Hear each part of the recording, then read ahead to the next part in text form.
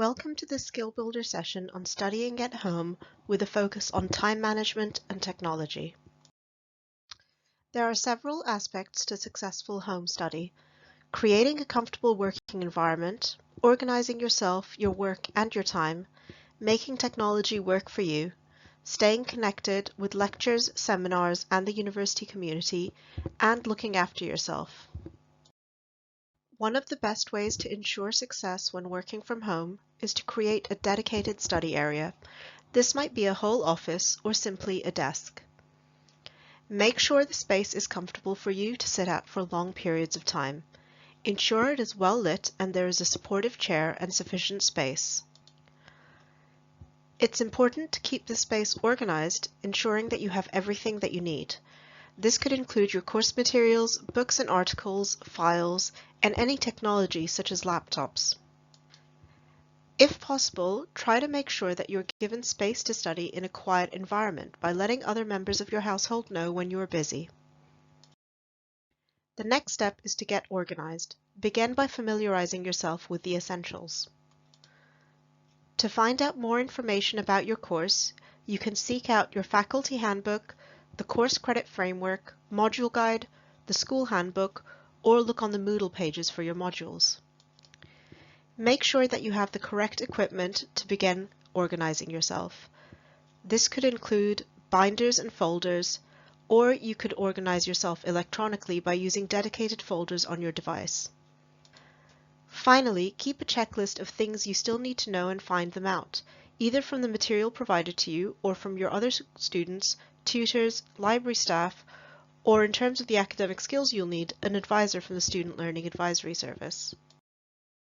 Creating a schedule can be very useful in managing your time. You can use a mid or long-term schedule to plan lectures and seminars across the term, as well as academic commitments, social and work commitments. You can also use these to plan the stages of your assignments and your deadlines over the year. Alongside this, you can use a daily schedule to plan your days and weeks.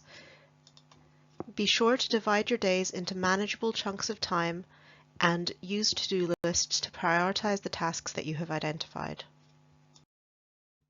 Using a wall planner, such as the one below, can also be useful in helping you keep track of your commitments. Templates for these can be found on the SAS website under Time Management. If you prefer to organize electronically, your Outlook calendar can be a helpful tool. Outlook is available when you download the Microsoft Office package, which is free when you first get your IT account. It allows you to receive and view joining links to MS Teams lectures and seminars. You can sync it to all devices so you can keep track of your schedule wherever you are, and use it to block out chunks of time for different study activities and events. You can also color code these activities to be able to better keep track of them. For more guidance on using Outlook and other software, you can use the link provided below. As well as using your Microsoft Outlook calendar, you can find other resources on the university website. The Assignment Survival Kit will help you plan the work stages of an assignment, beginning with the planning stage and ending with the drafting, editing, and proofreading stage. The e-learning department has also compiled a wide range of software productivity tools for you to use.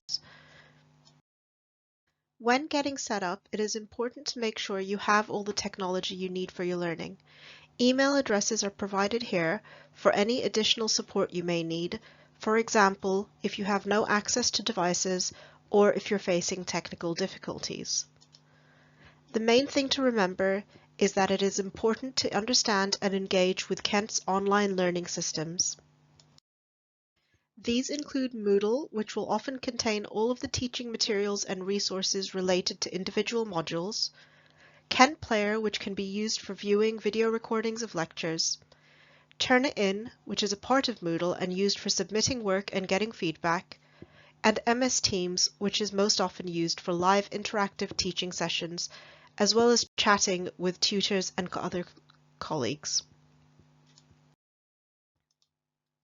To understand and get the most out of these online learning systems, you can enroll on the Online Learning at Kent Moodle page.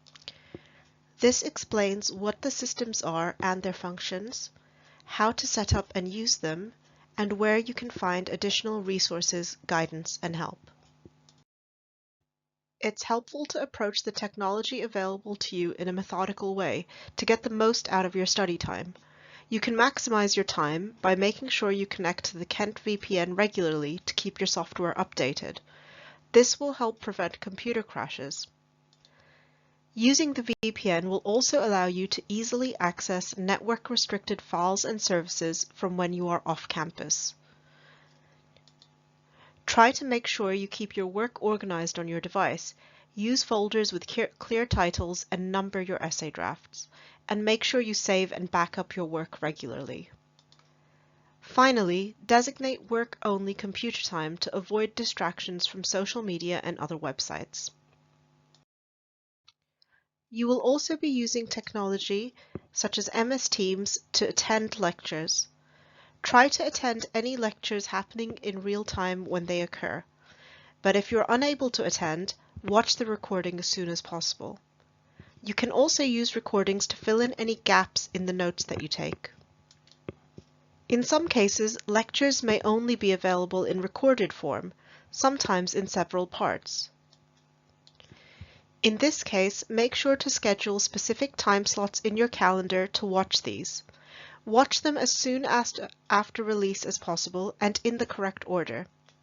Try not to accumulate too many of these without watching. Keep pace as the module unfolds. You may also be using Teams to attend online seminars.